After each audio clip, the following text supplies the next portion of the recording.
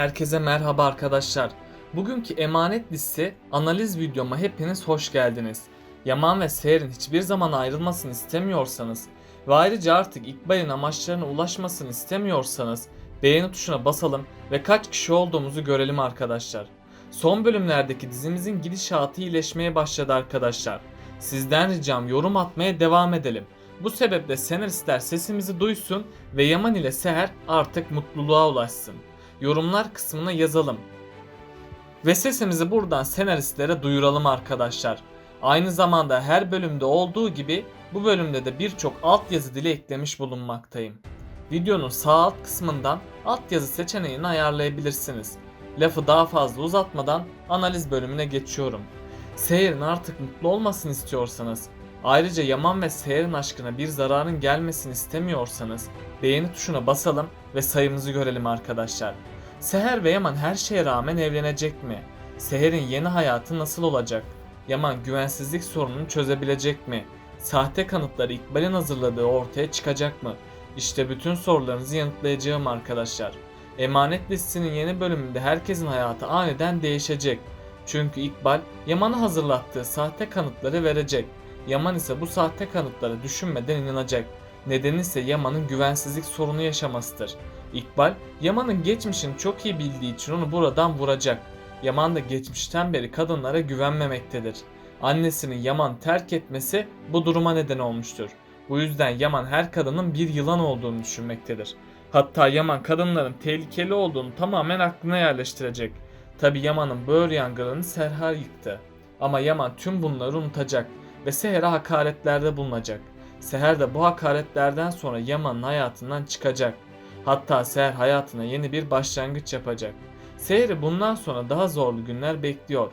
Çünkü Seher hem Yaman'dan hem de Yusuf'tan ayrı yaşayamaz hale gelecek.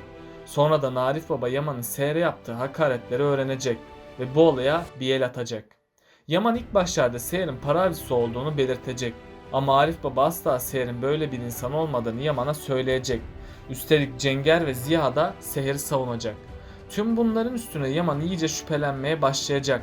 Yaman her gerçeğin peşine düştüğünde farklı sorunlarla karşılaşacak. Ama bu olayların arkasında İkbal'in olduğunu anlayamayacak. Çünkü İkbal parayla birilerini tutup suçu onların üstüne atacak. Yaman Seher'den af dileyecek ve kendisini affetmesi için Seher'in kapısından ayrılmayacak. Seher Yaman'ı affedince dünyalar Yaman'ın olacak. Çünkü Yaman Seher'i canından çok sevmektedir. Ayrıca tüm sorunların çözülmesiyle Seher ve Yaman güzel bir düğünle evlenecekler. En son Seher Yaman'a kızmıştı. Yaman bir türlü bunun nedenini anlamayacak. Ama sonradan Yaman Seher ile konuşacak ve Seher'in Ela'dan bahsetmesiyle Yaman sorunu çözecek. Seher'in kendisini kıskandığını anlayan Yaman çok sevinecek. Çünkü Seher onu kıskandığına göre Yaman'ı seviyordur. Bu yüzden Yaman Seher ile daha yakın olacak. Hatta Yaman Seher aşkını itiraf etmek isteyecek. Bu biraz zor olsa da Yaman sonunda Seher'e aşık olduğunu söyleyecek. Çiftimizin aşklarını ilan etmeleriyle aralarındaki yakınlık daha da artacak. İkbal bu yakınlığı görünce iyice sinirlenecek. Ayrıca Selim de İkbal ile işbirliği yapacak. Çünkü Selim en son Seher'i gelinliğiyle görmüştü. Selim onu öyle görünce tamamen kaybedeceğini anlamıştı. Bu yüzden Selim İkbal ile buluşacak ve Seher ile Yaman'ı ayırmak için anlaşacaklar. Tabi bu haberi İkbal çok sevinecek. Nedeni de onun sayesinde planlarının başarılı olacağını düşünmesidir. Sonradan Zuhal konağa geri dönecek. Tüm sahte kanıtları hazırlayan İkbal bunları Yaman'ın görmesini sağlayacak. İkbal'in sahte kanıtları Yaman'a sunmasıyla tüm taşlar tekrardan yer değiştirecek. Çünkü Yaman bu sahte kanıtlara güvenecek ve Seher'in bir para avcısı olduğunu düşünecek. Bunun üzerine Yaman Seher'e olmadık hakaretlerde bulunacak. Seher de bu hakaretlerden sonra konaktan ayrılacak. Bundan sonra Seher asla Yaman'a güvenmeyecek. Çünkü Yaman'ın ona ettiği hakaretler onun gururunu çok incitti. Bu yüzden Seher kendisine herkesten uzak bir hayat kuracak. Tabi Yaman'ın pişman olduktan sonra Seher'i bulması çok zor olacak.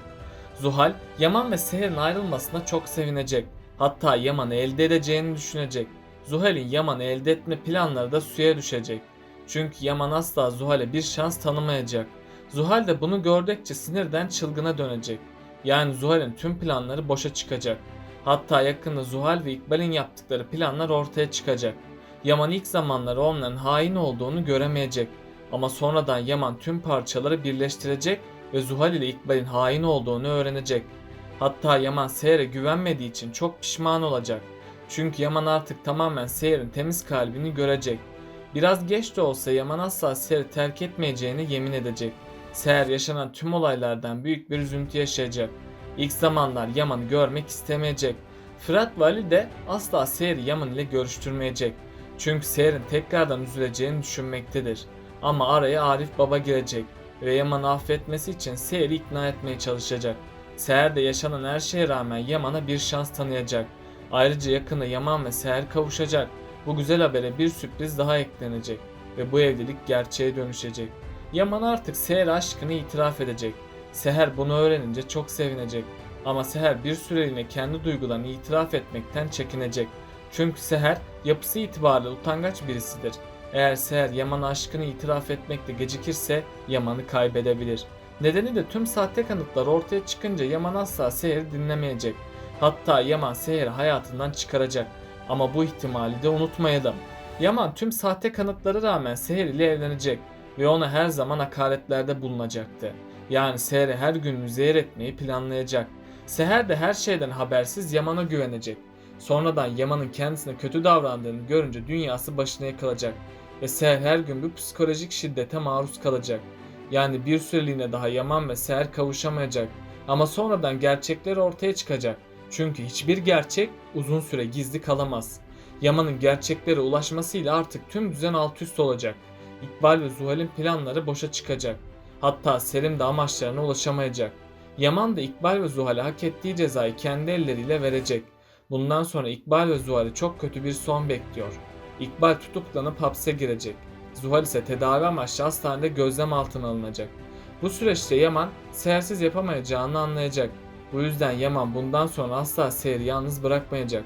Yani yakında güzel çiftimiz kavuşup mutlu olacak. Ayrıca artık Yaman asla Seher'i bırakmamaya söz verecek. Ve Yaman ne yaşanırsa yaşansın aşkı için mücadele edecek. Seher de bundan sonra daha dikkatli olmaya başlayacak. Kiraz ve Ali'yi bundan sonra daha güzel günler bekliyor. Çünkü Kiraz ve Ali gün geçtikçe daha çok yakınlaşacak. Ve yakında onların sevgili olduğunu göreceğiz. Tabi bu birlikteliği gören İbrahim ve Kara da birlikte olmaya başlayacak. Artık Kara ve İbrahim'in de mutlu olduğuna şahit olacağız. Yani bundan sonra bizleri daha güzel günler bekliyor. Yaman ve Seher evlilik hazırlıkları yapmaya devam edecek. Bu yolda çiftimiz birbirine daha çok yakınlaşacak. Hatta Yaman Seher'i onu sevdiğini anlayacak. Ve bunun üzerine Yaman da Seher'e aşkını itiraf edecek. Seher de bu aşk itirafıyla çok sevinecek. İkbal ve Selim de tüm planlarını devam edecek. Çünkü Selim Seher'i kaybetmek isteyecek. Bu yüzden Yaman ve Seher'i ayırmaya çalışacaklar. Eğer Yaman bu tehlikenin farkına varmazsa onların aşkı ciddi zarar görecek. İlk zamanlar Yaman bu tehlikeyi fark etmeyecek ve hazırlanan sahte kanıtlara güvenecek. Çünkü Yaman geçmişte sorunlar yaşadı ve bu güvensizlik sorunu her zaman karşısına çıkacak. Ve Seher'e olmadık hakaretlerde bulunacağını söylemiştik. Seher de bu hakaretlere dayanamayıp Yaman'ı terk edecek. Ve şimdilik İkbal ve Zuhal amaçlarına ulaşacak. Ama sonradan Yaman gerçeklerin peşine düşecek. Hatta Yaman bu gerçekleri öğrendiğinde hayatı başına yıkılacak. Büyük pişmanlık yaşayacak olan Yaman kendisini Seher'e affettirmenin yollarını ayıracak. Seher ve Yaman'ın tekrardan bir araya gelmesi zor olacak. Ama sonunda Yaman ve Seher tüm çabalar sonucu birbirini affedecek. Hatta çiftimiz evlenip mutlu olacak. Tabi bundan sonra İkbal ve Zuhal'in de sonu gelecek. Çünkü Yaman onların hain olduğunu öğrenecek. Bunun sonucunda da İkbal ve Zuhal sokaklara düşecek. Kiraz Ali ile birlikte daha çok zaman geçirecek.